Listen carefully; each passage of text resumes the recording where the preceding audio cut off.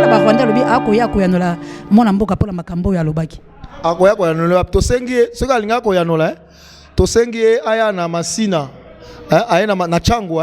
na stade municipal ya Masina ou bien na Sainte-Thérèse aya koyanola ekuna comme ça to koya ebele to yoka yeneni ya koyanola problème ezate to kozela ya problème te avant bacha Chibala tant wana to na Senko atindi Shadari yo azalaki dauphin ya lokuta wana na Faden House abondela comme premier ministre makamona ko lobana ko tanga bato bana vie a ABC Shadari abi kendo ko bisa Kabila ezala mbala suka atindo lisusu te po ngai so na comme premier ministre ndenge to ka ina accord ezali comment dire rassemblement de ko tia combo pour comme premier ministre mais ça été ndako proposer na comme premier ministre dollar de mati bloc mati talo pouvoir d'achat population ko kita est-ce que population lelo ezana besoin oui avion ana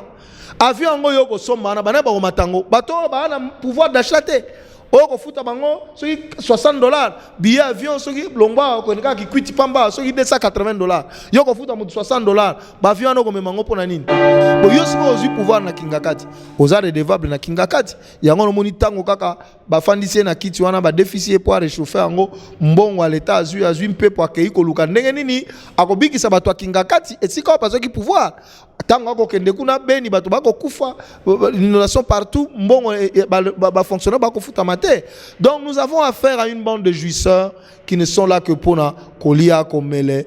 au moni ba mususu ba komi ko somba ba diamant kolat sa basi na ba diamant ba ko laksa na internet pour la to rappeler les aïens de Vitel Kamere o to ko boma bilo la mida moi c'est JB Kalate apesa ba poste asili saba pasi nyoso ya Congo président ili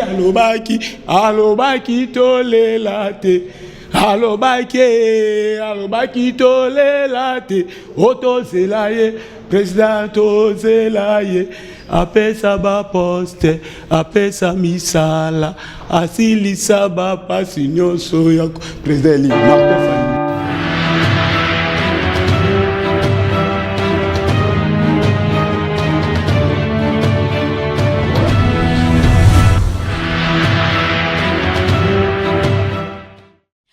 merci bande ko balandi bilo mo boyo kike président Martin Fayulu alobaki tolelate donc alobaki batu balelate ngala alobaka il est le prophète de la nation congolaise oyoki nzembo wana tokuti yango awa vraiment place tozali na molobele moko bande ko balandi ya polele pona ekolo na bana bilaka océan de la presse alaka ki bino alobi aza toujours l'océan du Congo mais aza pe na bana bilaka pona komema polele pona ekolo yango na lobi bande ko balandi ya polele pona ekolo na pesi bino mbote esika nyonso ezwami bino tika ete kimia nzambe tata eingela o mabota mabino pe mbote ya kolekala yo Mike Mukebai pe na ba famille nyonso oyo bokufeli yako pe bisika o président komaki pona ko consoler bana baye bayo bakundaki ba fausse commune bayo bamonaki pasi na sima ya papa kasi ya yaki bomoni ndenge nini elekaki yango siko ndenge vraiment totelemi awa tozali bongo penza na molobeli ya lamuka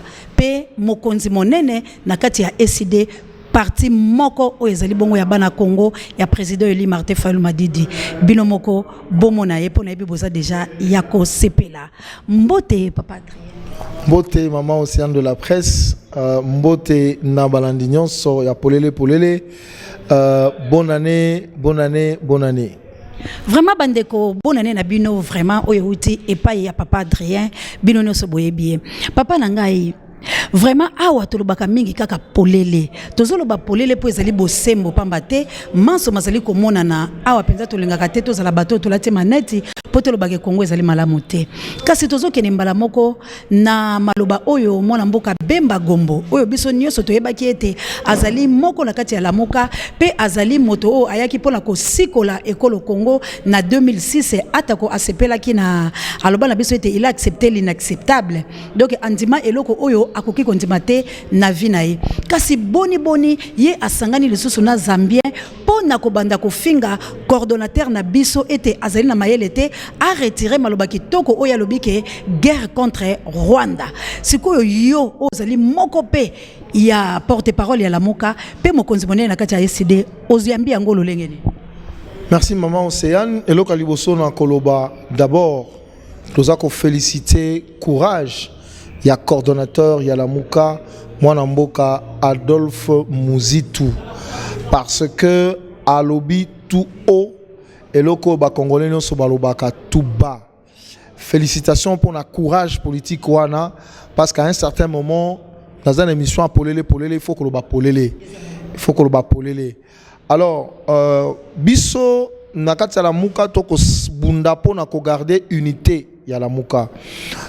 Tozali conscient du fait que toza nakati la muka, mais nakati la muka ba courant eko ko zala ndenge na ndenge. Bat ba ko zala makanisa bango ndenge na ndenge. Mais loko biso to regretter ezali nini, ezali que soki ezalaki na mwa pokoso esengelaki ba membre ya présidium ba solola yango na kati ya famille, ba corriger yango na kati ya famille au lieu ya kosala ba déclaration o esalami ndenge wana. Toza d'accord nango te. Ndenge balobaka le linge sale se lave en famille. Soki ya solo coordonnateur azalaki na mbeba, il fallait na compte na cadre ya présidium basenga conformément na mikanda la muka réunion moko extraordinaire ya présidium balobelango na kati basala communiqué conjoint. Mais oyo ya ko welela ba communiqué basali wana, même peuple congolais se peli nango te. Toko senga na bango ba se ressaisir ba kutana na niveau ya présidium soki poko so ezali ba bongisa. Mais maman Océane biso toza ko constater que peuple congolais a d'accord na coordonnateur. Biso moko peuple toza d'accord na coordonnateur parce que République démocratique du Congo et koki ko continuer ko subir guerre ya Rwanda te. Lelo ba Rwandais ba komi ko sala oyo nyonso bango bali ko sala na kata mboka mabela ba koko na biso, mais biso Congo toza ata na musapi ya kotombola mate. Toza komona peur ya Rwanda komi ko hanté même ba homme politique. Soko tangi kombo ya Rwanda ba komi ko lenga parce que la majorité de ces hommes politiques ba mentor na bango bazali na Rwanda, bazali na Uganda. Lokola Bemba Gombo azalaki moko pio ya Museveni to bomba te po atozeli polele. Na yo mutolobi yango engagé mais na lobi que parce que ba mentor na bango mingi bazali na Uganda, bazali na Rwanda, parce que eux ils pensent qu'ils ne pourront arriver au pouvoir qu'avec le soutien de ces gens-là. Mais Muzitu Fayulu balobi, la souveraineté appartient au peuple congolais. Ba Congolais ne pas comme mamutu na pouvoir et non président Songolo soutient Pakala. Donc tozo senga na bango bazonga na raison soki mbeba ezali babenga réunion présidium ba sololango parce que biso tolingi unité à la muka, parce que la muka lelo c'est le peuple congolais, la muka aujourd'hui c'est un état d'esprit. Donc biso en tout cas bana Congo bana la muka toza derrière Papa Muzitu, parce que le Congo il faut comme mboka o eza ko telema eza na mapinga ya lo pikiliki de façon que ba pays voisins baye ke toko iko kene na Congo te ko zwa ba richesse na bango ko boma ba na machette muta koloba azalité ndenge ba anglais balobaka Congo comme no man's land. Donc mabele ezanga mokolo voilà, mais bateau batela mabele ezali mampinga. Alors mampinga on a fait à la près ya koloba ke lelo na kitiboye na sali kambobo na bateli mabele ba kokonanga oyebi ngayo naza koloba na maman Océane de la presse na kendaka na Shaimbwanda to fandaka to la muka boye à l'époque naza ko sala musala na vice président moko ya mboka oyo to ikaka ono bangolais bake bazui Shaimbwanda ana or kuna bebo diamant bebo na Kaemba to kenda mission kuna mezama pepasi tokuti ata soda moko te ata policier moko te bango nyonso bakoti zamba parce que bana munition te bana tenia malonga te bana arme malonga te bake zamba po bakoma tina territoire na Kaemba eza na l'époque Mobutu to ya Moibi ya na poke ya Kabila te na poka Kabila Mobutu te na poka Kabila. Donc pourquoi? Parce que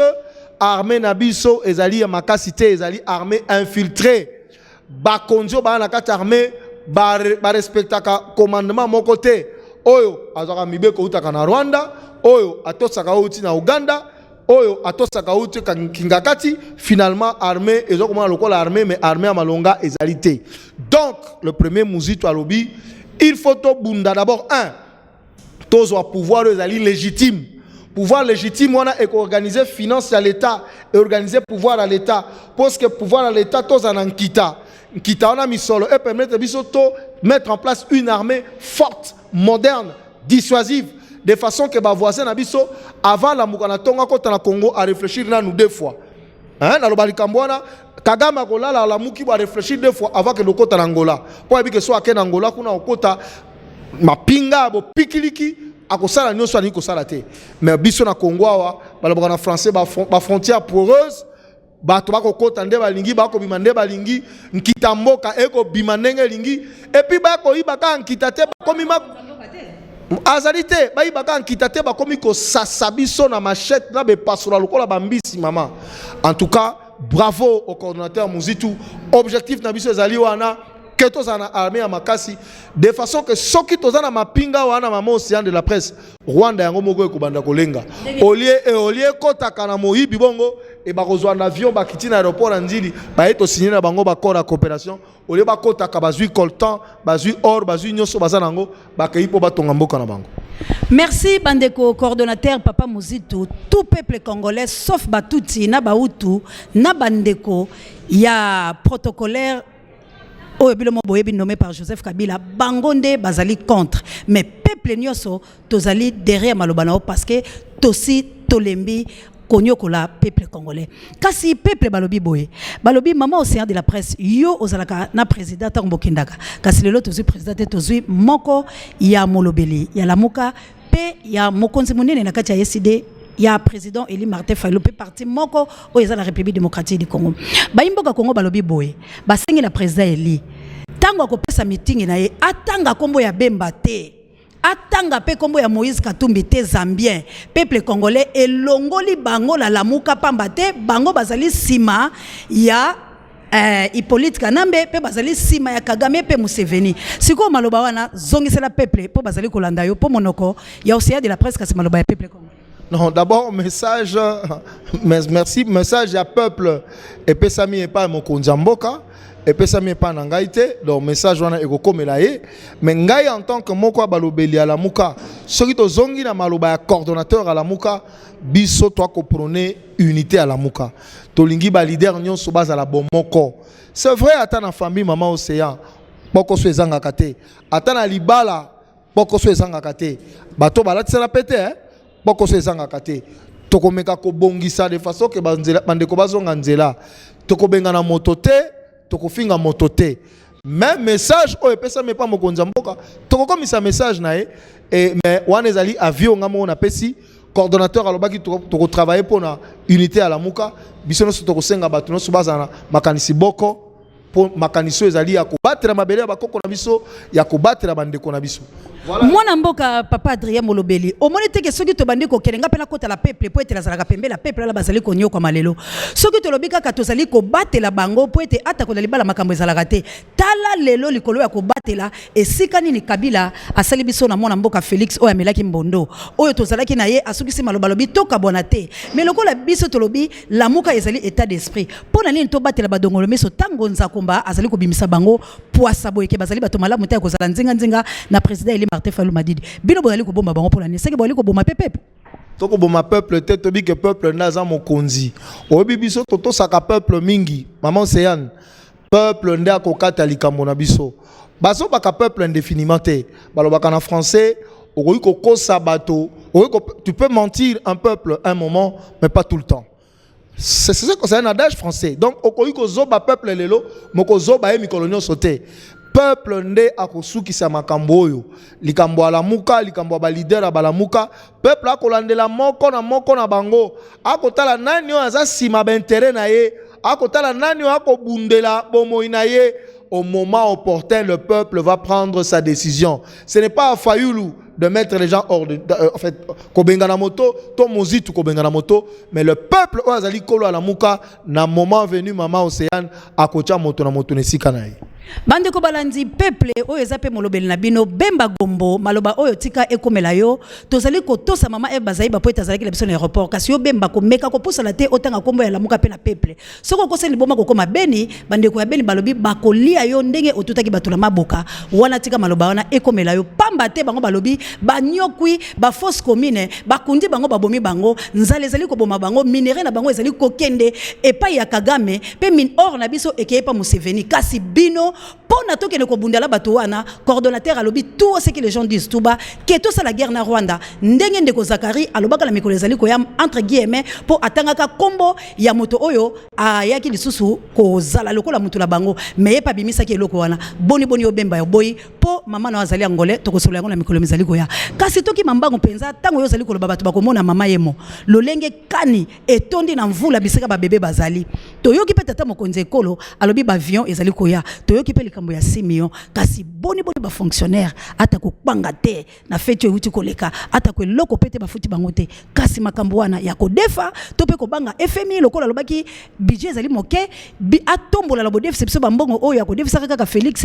to pe Kabila azali ko sala makambo mususu pona ko pesa kaka nkanda na bayimboka Congo malobana pa tango ekomela ki yo ki yango maman nalobaka toujours que Félix a qui préparé pour na ko gérer mboko te Félix pouvoir azui za pouvoir ya cop mutabeti cop na ina kamere na kingakati bazui pouvoir na bango mais bazo lia fruit ya cop na bango bako sala redevable na peuple ndenge nini mama emo zinda te etali bango te est-ce que bino mbopesa bango pouvoir est-ce que peuple bino mbopesa bango pouvoir bako sala redevable na peuple ceux qui peuple na pesa bango pouvoir on est redevable au peuple quand vous avez vu votre pouvoir du peuple bon yo siko ozu pouvoir na kingakati oza redevable na kingakati yango no moni tango kaka ba fandisi na kiti wana ba déficit pour réchauffer yango mbongo à l'état azui mpepo akei ko luka ndenge nini akobikisa bato kingakati esika ba qui pouvoir tango ko kende kuna beni bato bako kufa l'inondation partout mbongo ba fonctionnaire bako futa mate donc nous avons affaire à une bande de jouisseurs qui ne sont là que pour na kolia komele omoni ba mususu bakomi ko somba ba diamant kolat sa basi na bango ba diamant bakola na internet pour la to rappeler les aïens de Vitel Camere oyo to ko boma bilo la mida moi c'est JB Kalate donc akola ki sana polele ndenge na someli moi ciné ba millions soki ba 15 millions azwa ki wana asomeli moi ciné ba bijoux ako chola binote donc baza bato baza na vision mon côté pour na peuple congolais ata mon côté maman likamba ba vie anonso lo ba fo ba lo ba polele parce que lelo érosion à franc congolais ils a komonana franc congolais et perte de valeur nango réserve de change na banque centrale les alités likamba ko lo ba FMI wana si FMI lobi e ko luka moyen pe sabino 350 millions pour permettre bino bo sala ba transaction parce que ceux to keibo l'année prochaine 6 mois avril mai le Congo ne sera plus à mesure d'acheter parce que vous n'avez plus de réserve de change. Avion wana et koya mbongo bazui bakosomba ou bien ça investisseur brésilien de bakoya avion oza marque nini il faut qu'on vous explique parce que la réalité oza lelo eza que dollar et mati bloc mati talo pouvoir d'achat population kokita est-ce que population lelo eza na besoin oui avion wana avion ngo yo kosomba na bana ba matango bato ba na pouvoir d'achat te oko futa bango soki $60 billet avion soki longba ko nka ki kwiti pamba soki $280 yoko futa mu $60 ba avion no ko memango pona nini pour ça la rabino commerce à Madesu Goma Kinshasa do Kinshasa ou bien pour servir ba congolais manque de vision ba ebi ko prioriser ba besoin à peuple té ils sont en train de faire leur business au nom du peuple ba marché wana ba avion les ba marché passer de gré à gré oh bango ba na ba commission na bango c'est ce que Kabila avait fait à son époque bako continuer ko zoba peuple même vacances peuple a zoba te peuple a komona bango au moins des peuples a comme démontrer du jour au jour que mokonzo ya pona que za Martin Fayulu Madidi attendenga ya mbaketa nga utaki poto na aéroport lelo na beni peuple atalisi que Fayulu nda za mokonzi na ye peuple a ça la muka suka mama Océane akozongisa moto na place na ye donc wana zali ba cop na bango ba ko sala po ba benda ba commission na bango ça n'a rien à voir avec les intérêts de notre peuple parce que le problème à peuple na biso et ça problème le président élu a outi kotala na est maman ba ko sasa ba tuna machette ngakuta no bayi que en principe drapeau na biso faut à l'Ambert nous sommes en guerre nanya ko pesa dei wana mais ba ko sala ngote parce que ba okipande bazana chilo mazana service na bango te est-ce que bango ba ko ndima ke parce que biso ko tie drapeau en berne peuple no sakoyeba mais pour la ni drapeau en berne bakomona que non bako bomba na beni batonyo so makanisa mango za na beni et ko révolter peuple alors kinga katirobi mais ka totala yo loko aye pa ko sala te pas za makanisa ko sala ngote ye mutakima batula mbanza ngumu atika bibembe bakunda kutu bandeko la bango ba yakoluka mbongo bazala ya lo bakaka masala ka tete obosani ka baki ke ako déboulonner mais ba ya ye moko ba déboulonner obosani mwana mboka toke non eselo ko moko esimbe sepele singa bino bato boko kotela bato ya MLC kasi ndeko moko ya MLC alobi Martin Fayulu Madidi akomisi bato lokola baumbu po ba memaka ye na chipoi azongisi bato tango tozaki la chipo chipo likambo wana yo mtoko kotela pe Bemba Gombo oyambi ngo ndenge ni po ezali bato ya parti ya Bemba Gombo ndeba ko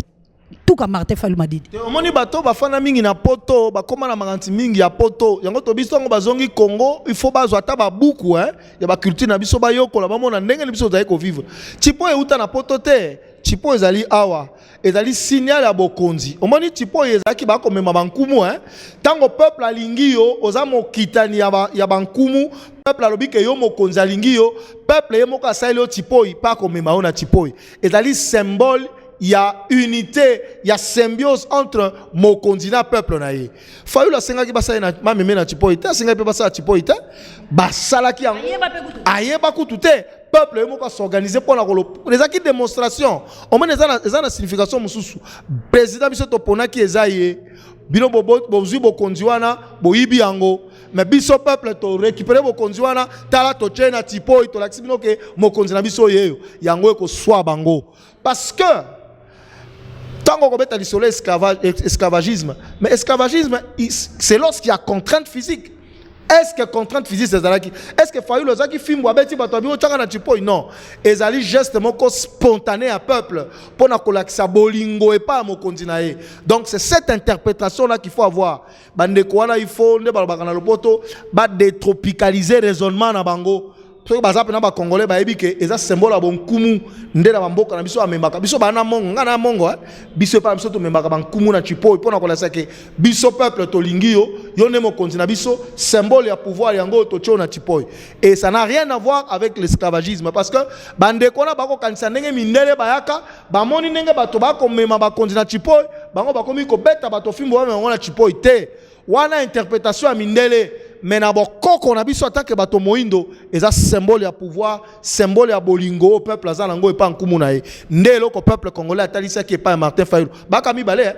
na ebi kaka ata papa Etienne Tshisekedi wa Mulumba pe sonam azalaka populaire mais bachai na chipo ite kaka Lumumba na Fayulu nde bachi bango na chipo yango na koloba na bato ke Fayulu c'est le Lumumba de notre temps il faut to simba e makasi po yenda komema mboka okata bonsomi. Bande ko balandi zuwa esala te pamba te peuple ali kolakisa ete tobimaki pona maponami ata ko boyibi tozali kozongisa mokonzi wa biso awe ezali vérité polele pona ekolo kasi mona mboka tozali pa ko kene moke la suka tolo bana likambo ya les 30 pamba te ba mama moto mojali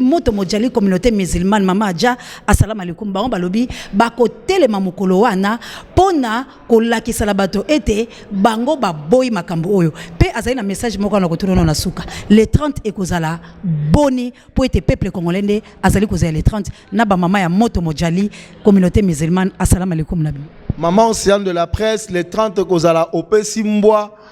azui yango apesi ntaba azui apesi soso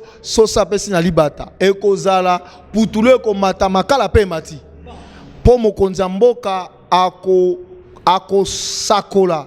ako panza ako bimisa bomba mabe mboka na biso ezako kene na kufa tozo kene na danger mokonza mboka uti suko zo abelema monsusu ya sika fraîchement na beni pona nini bandeko na biso bako kufa na beni donc akosala o balabaka na lopoto autopsie ya société congolaise ya état na biso akoloba nyonso yo ezako sala na mboka na biso polele akotanga na ba kombo ya bato ba responsable pe akoyebisa peuple message au sengeli peuple asala parce que na nyonso yo mama Océane peuple ndaza mokonzi kolo mabele eza peuple mboko eza héritage ya mutu moko te ndenge ndeko moko lobaka tango papa Etienne Tshisekedi wa Mulumba kufaki azwaki buka lopango ya Congo apetikela kango Chilombo yango kutu yeti Etienne azaki na buka lopango ya Congo buka lopango ya Congo ezana kati ya congolais moko na molimo wa congolais moko buka lopango ya Congo ezali ezate ke o ya famille songolo ya famille pakala donc les 30 mama Océane bino bapandisango boyebisa bana mboka to fongola matoi to kamaka monini mokonza mboka koyebisa biso à partir ya wana tozwa bo pikiliki po soki biso moko to telemite po to batela mabele ya bakoko na biso moto mosusu akosala ngo na place na biso azalite Bande ko balandi bolandi pe na bokebi mwana mboka alobi solo pe polele bino bato bolobaka mama ose alobela biso les 30 oyo nyoso to bongisaka na bino bokoya nango na sima ya maloba ya tata mokonzi ekolo nde yo moko o se libérer lolenge Mose Laurent Désiré Kabila personnam po azalaki na makile ya ba congolais ata kwa memelaki biso bapaya kasi na suka alobaki bazali bapaya bobo mabango bobeta bango po baza koyiba mabe na biso lolenge wana yo na ngai destination kopikola bango nyoso bakende po ete mwana mboka président Martin Fayulu Madidi azo ebonga bongo to bandela makamo kasi tokei pa na suka ba mama balobi boye ba mama moto mojali motuna na bino yango ata kona lobi yango pa président kasi ya ko komisa yango pe président ya kolanda yango balobi bayoki nyungu ya bakene négociation ba mama balobi yebisa président Martin Fayulu boye biso ba mama oyo to botaki oyo to melisa ki mabele to lobi to boyi likamona ye awanga na bato oyo bakoki kosimba ekolo te lokola babotola biso maponami soki président ameki kaka ko kota na bango basala lisusu complot contre congolais bango bako tourner vers ye liloba wana okolobani maman Océane merci nakobisa ba mama moto hein moto mojali ma maman moto bojali longonya merci pour la montuna na bino mais na ebisi bino boye soki président élu Martin Fayulu Madidi azaki na posa ya kosala na ba occupant na Kabili mbela sala na bango bandakala pa proposa ya za la premier ministre mbalami balé avant Sami Badi banga koma tamwe mwamba ya kolukaya abi Kabila tindie koma premier ministre abisie kende ko ebisa e soki ba congolais no so bana mutu yanga Fayulu na mutu yate na ko travailler jamais contre l'intérêt à peuple nangai po ibaki ke Kabila travaille contre l'intérêt à peuple avant bacha chibala tant wana to na Senko atindi Shadari yo azalaki dauphin ya lokuta wana na Faden House abondela ko ma premier ministre makamona ko lobana ko tanga bato bana vie a ABC Shadari abi kendo ko ebisa Kabila ezala mbala suka atindo lisusu te po ngai so na ko ma premier ministre ndenge to ka ina accord ezali comment dire rassemblement de ko tia kombo pona ko ma premier ministre mais a été ndako proposer na ko ma premier ministre wana betel bino masolomi balé mais na betel bino mbala bonité ba proposer à la vice premier ministre à hydrocarbures tout ça aloba que Kabila travaille contre l'intérêt à peuple, ce qui n'a continué un système na yenga pe na ko travailler contre l'intérêt à peuple. Et puis deuxièmement, yo mona api moto aza mokonzi mboka président élu. Ake ne ko bonde la pouvoir et pas bato ba na ngote. O ba ibi akoiba. Boza na confiance na papa Fayulu. Mais le raisonnement c'est quoi awa? Peut-être le raisonnement na lingale ko zala moi passe mais na sala ngona li français. Tout ça na deux scénarios. Soit aux alliés face à une démocratie qui ne fonctionne pas bien. Soit qui nous sommes en face d'une démocratie qui disjoncte, comme on dit, qui dysfonctionne, on amène des réformes pour corriger. Mais lorsque nous sommes devant une dictature qui marche bien, qu'est-ce qu'on fait? On chasse la dictature. Les lots, comme on a que, plan de sortie de crise, mais qui tokanisa que la démocratie ezako dysfonctionner mais tomoni que te ezande dictature o ezali ko tambola malambo alors il faut to sa nini to benga na dictature wana donc la solution aujourd'hui c'est la révolution populaire pour faire tabula rasa de façon que le peuple a récupéré pouvoir pour s'organiser bande ko balanzi naloba nini na mona mboka pamba te motema mwangai mozwi kimia pe bino nyoso bozwi biyano babino penza o esengeli pamba te tolobaki awo ezali poele pona ekolo iyo tokokele bongo na révolution peuple congolais andimi yango kasi to bomba mwa makambo mususu pamba te soki to bimisi badongolo miso baluka koseya pe bakolanda balobi basela ngai mingoloto ya bango miyike kasi mona mboka peuple akotala yo pe bandeko bali biyike pe bipai na bipai lokola ndeko kilame motuna na yo osi ozwi yano yo na Allemagne kasi yano la bango tozali penza ko kende iyo na révolution pe na lolenge tata koti biso toto elika ko lula nkimo po bato ba ya ebele pe na sima nango balembesa biso non révolution maman ezali loko ezali génération spontanéité révolution obi ezaka na ba ingrédients o esala ka révolution lelo na Congo ba ingrédients no se za réunis ezoti la ka étincelle amoke o toko sala ngana yo toko préparer révolution message au Mokonzamboka on les 30 et qu'on préparer révolution message à coordonnateur à la Mouka et qu'on préparer révolution notre peuple est prêt mokolo eko sala kaka ma nde ba comprendre que notre peuple azaka mokonzi. Donc révolution ezaloko basimbaka bigi to bandi kosala na bureau na yo to na kosala révolution le 2 te nde na okabande komso apoto babengaka oh non nde kwa dire ndenge bozala kaka nde boke aéroport allez bobanda révolution non esalema bongo na mboka ta moko te révolution ezali eloko oyo ekobota ja misisa nango titango peuple akotelema moto moko akotelema liboso na ezate. Moi je fais confiance à notre peuple. Nous avons confiance à les Congolais. Biso za bakitania ba Joseph Kassavubu-te, to bakitania ba Lumumba te, ba sala na 59 bobo sani na 59 ba sala occupation coloniale elongo na mboka na biso. Bomoni démonstration to sala ka Kabila alinga changer constitution to bi ko changer te. Nga na confiance à peuple. Président Fayulu a confiance à peuple. Toko pelisa moto wana toko bango pelole mikolo so toko pelisa moto epela de façon que tant le peuple akotelema to silana na pouvoir ya dictature o nyokoli biso bambula na bambula. Donc ngai na lobi ke iyo révolution ko salema parce que peuple a komi na suka omoni hein ata nyao soki acculé ya komi na mur place okende zaite ata boze belé ko sala nini akulkacha manzaka na minito peuple congolais a komi na suka manzaka ne ko bima biso tokozala elongo na peuple poto silana na pouvoir ko boma biso pe ko nyokola biso tango nyonso to komi na suka moi maloba mokio papa lobaki la beni pe moi numéro na ona bato bakona kobenga non papa na beni akenai ko réconforter ba compatriotes na biso bomoni akenai ko s'incliner na ba tombe ya bandeko yo ba sasaki na epasola ndeko bazue pasola babomi na no masasi et puis bazue pasola ba pasoli banda mototi na se atrocité à modèle wana aibisaki bango que na situation no soza koleka peuple ndaza mokonzi mais alobaki na bango akotika bango te akosala nyonso pote kimia ezonga na mboka bango peuple bazala ko lamuka pourtant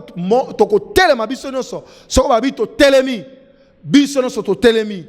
26 provinces nyonso to telemi de façon que tout si là pouvoir oyo mais les 30 to ko na message mo ko na mboka akopé sa orientation et pas peuple to ba nengeni to ko sala de façon que to ba ko kangola mabele ya bakoko na biso numéro na ngai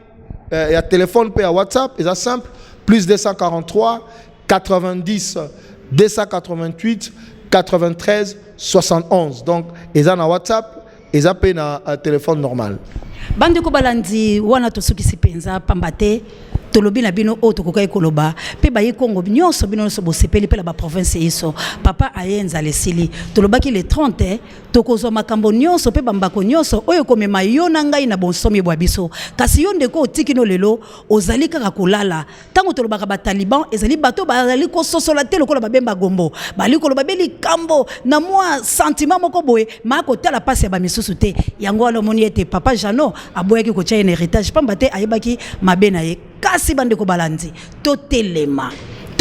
biso banso la sema ya président Eli Martin Fayulu Madidi yo na ngai to longola nzala pe paso to ali komona mona mboka Hippolyte Kanambe milengelaka kasi bino bato bolobi bozali koya motune ye général na biso ya général ba Rwanda lobi akoya nola mona mboka pola makambo ya lobaki akoya nola to sengi soka linga koya nola to sengi aya na masina aya na changu na stade municipal ya Masina ou bien na Sainte-Thérèse aya ko yanola ekuna comme ça to ya ebele to yo kaene ni ko yanola problème ezate to ko zela ya problème te bande ko to ko zela bino bande ko ba Rwanda pambate congolais azali prêt pour la révolution to lobi mbala oyo to ko zela 2023 te calcul ya Moïse Katumbi ya Bemba Gombo pe ya yo Félix pour la kozongisa Kabila la mboka oyo ba peuple congolais bazala ngo posa te na 2023 président Eli Martin Fayulu nde akokumba biso mais avant 2023 bo sepela te pambate oyo ko sala mabilo boko yebate merci encore une fois de kolanga vraiment merci maman Océane merci beaucoup merci pareil bande ko balandi na komi vraiment na suka mbote mingi na kila me plus 49 bokila lokonde fampekato pe na yo Anita Babe il faut ko yo moto bino bato bolobaki ete tozalaka bomoko te est-ce que bomoni papa Adrien te tozalaka bomoko tozali kobunda poto libérer ekolo Congo monseigneur Alino Moki tokutana mikolo mezali koya